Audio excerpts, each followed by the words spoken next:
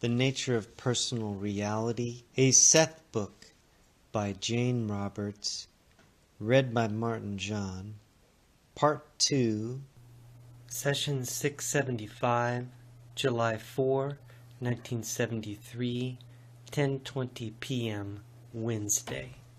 Good evening. Dictation.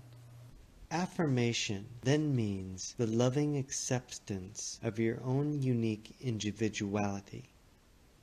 It may involve denial, where you refuse to accept the visions or dogmas of others in order to more clearly perceive and form your own.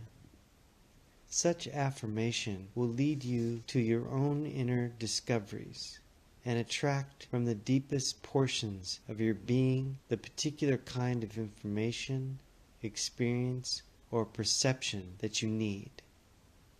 The loving acceptance of yourself will allow you to ride through beliefs as you would through the changing characteristics of a countryside. The more a belief encourages you to use your abilities and vitality, then the more affirmative it is. Rupert's perception is highly altered this evening, and this is an example of certain kinds of both affirmation and denial. He's always emphasized his own unique creative and intuitive processes. In so doing, he denied many of the concepts believed in by others.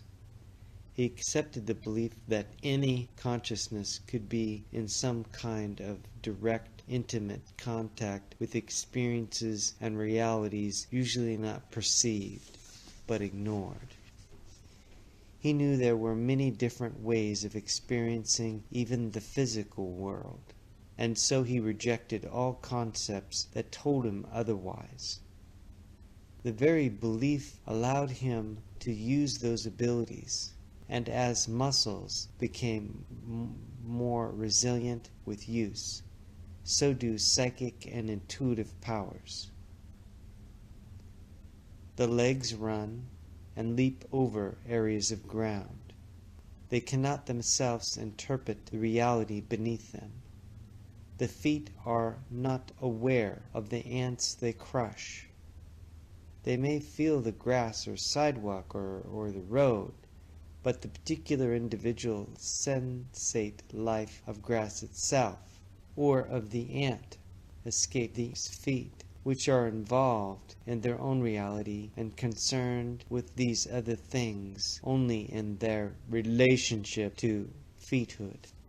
The mind can interpret the experiences that the legs and the feet have, however, and by imaginatively using that central data can perceive the ant's reality to some extent. Now when the mind races and runs, it sometimes has great difficulty interpreting its activities to the brain, which is usually concerned with other realities only to the extent that they impinge upon it. Rupert's mind is far more aware of other realities than his brain is, but he consciously believes in the greater reality of himself and his perceptions. The brain also possesses this belief, and so it opens itself as much as possible to the mind's activities. Because it does, certain intuitive, psychic, and intellectually spacious experiences can be physically felt to some extent. The knowledge is interpreted through alterations in body sensation, which give it an important corporal validity. In such cases, high mental and psychic activity is reflected in the body's experience, providing a beneficial unity. Here I've used the term spacious for workings of the mind and intuitions that exist in what you might call an accelerated range of action. The normal intellect, oriented so precisely by beliefs to the inevitability of a one-focused kind of perception, is limited. A certain kind of affirmation of self allows the brain to tune into these more spacious methods of perception that are the natural characteristics of the mind. There are very good reasons why this type of assertion must first occur. The brain, and the entire physical system, is meant to ensure your bodily survival and to follow your conscious beliefs about reality. There's always a harmonious, unifying connection between your beliefs and activities. Some people feel utterly confident in certain areas and are timorous in others. Some aspects of life may be ignored or even refuted for a time while others are focused upon. The individual will very cleverly and shrewdly go ahead in those areas in which he or she feels safe, often when in the processes of altering beliefs. You will not use your spacious mind until you affirm its reality within yourself, and until you are ready to handle the additional data which will then become consciously available to one extent or another. But the spacious mind operates through your creaturehood. In your terms, it represents latent abilities of consciousness that can be more or less normal functions. There are built-in biological structures that are activated for the reception of such messages, and they have always been a part of your physical nature as a species. They will not be triggered on a personal basis until your own beliefs allow you to perceive the multidimensional layers of your own experience, or at least to accept the possibilities. As Rupert's episode tonight shows, even normal sense data then achieves a kind of multidimensionality, a richness rather impossible to describe. This automatically provides a biological learning process in which the senses can be used in a freer, deeper fashion. While such occurrences are not constant, they are frequent enough so that ordinary experience is changed. The richness overlaps. You do not have to know anything about so-called psychic matters necessarily.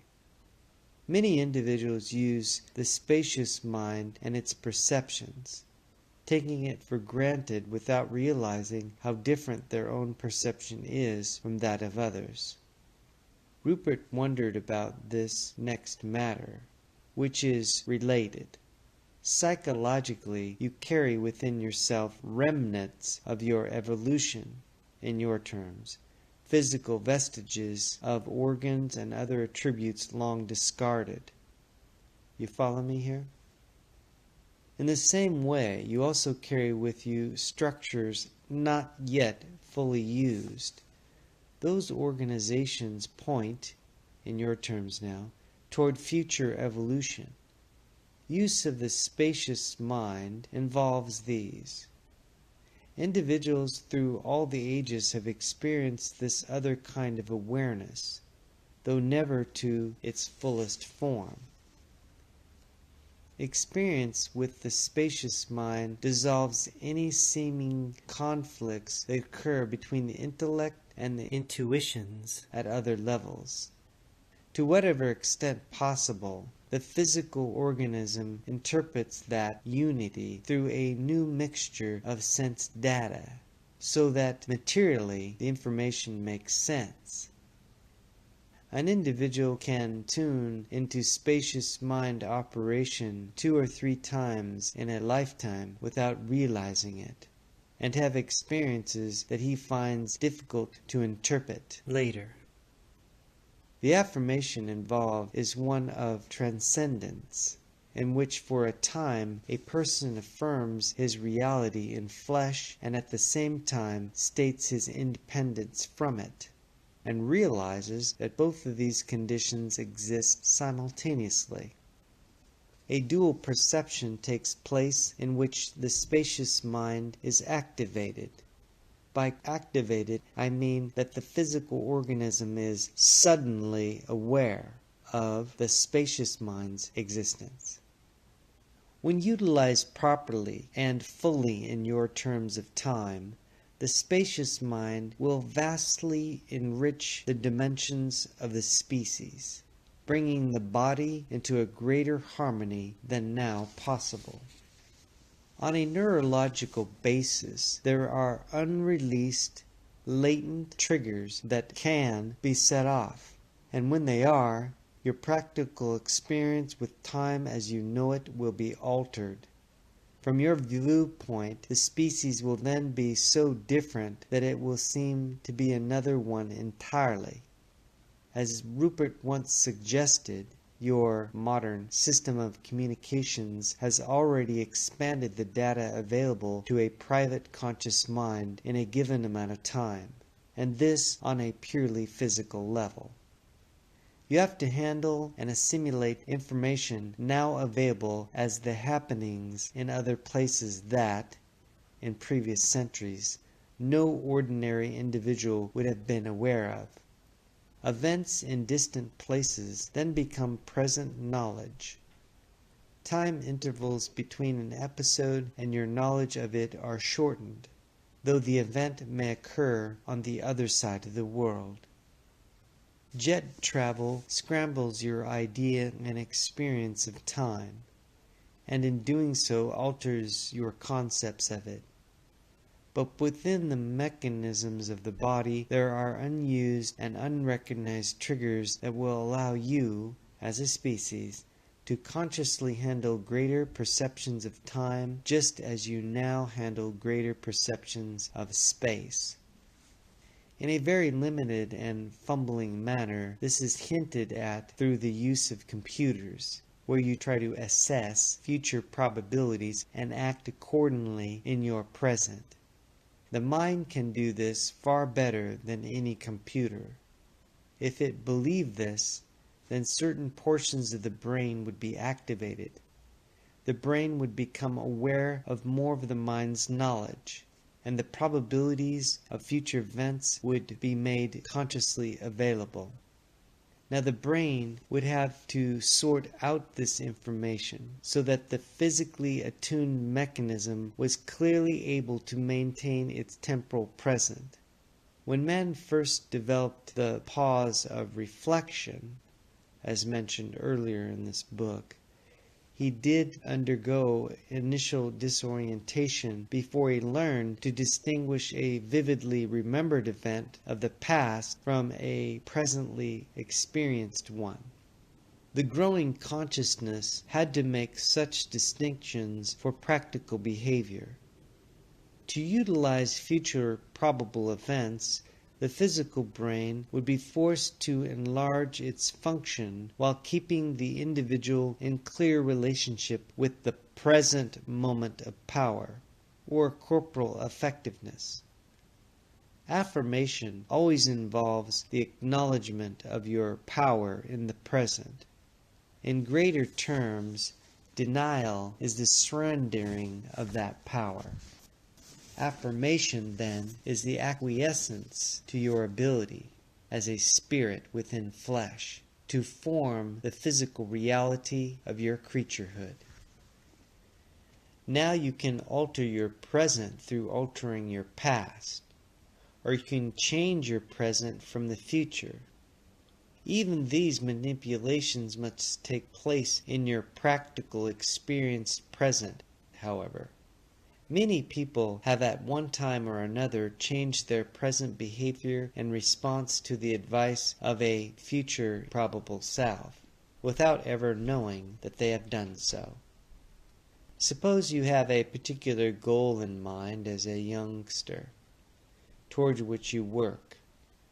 Your intent, images, desires, and determination form a psychic force that is projected out ahead of you, so to speak. You send the reality of yourself from your present into what you think of as the future. Say that at a certain stage you have some decisions to make and do not know which way to turn. You may sense that you are in danger of swerving from your purpose, yet for other reasons feel strongly inclined to do so. In a dream or in daydreaming, you may suddenly hear a voice, mentally, that tells you in no uncertain terms to go ahead with your initial intent. Or in some other way you may receive the same information, through an urge or a vision, or simply by suddenly knowing what to do. This happens in your present. In other terms, the self that you have projected into the future is sending you back encouragement from a probable reality that you still can create. That focused self operates from its present, however, and someday in your own future you may find yourself thinking nostalgically of a moment back in your own past when you were indecisive and irresolute, but took to the proper course. You may think, I am glad I did that, or, knowing what I know now, how lucky am I that I made that decision. And in that moment you are the future self that once spoke encouragingly to the person of the past. The probable future has caught up with the practical present. The earlier affirmation of yourself projected into the future made such an incident possible. In the same way, your acceptance of yourself and your own integrity can, at any moment in your present, alter your past and future. End chapter. Peace, light, and love. Aloha.